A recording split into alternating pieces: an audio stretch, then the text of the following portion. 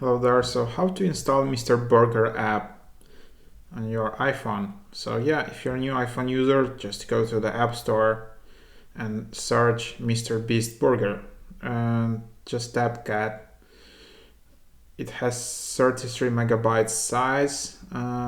So just confirm with your Touch ID, Face ID or password. And here you can just order burgers from MrBeast.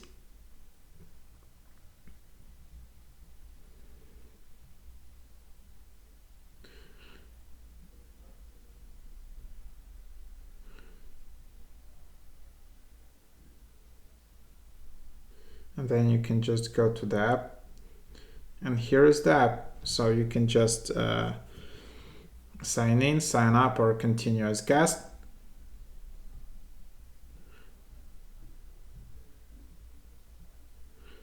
And here is the app, and then you can just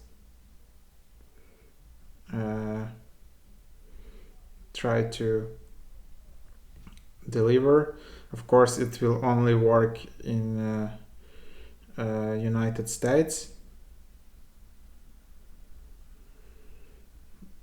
So yeah.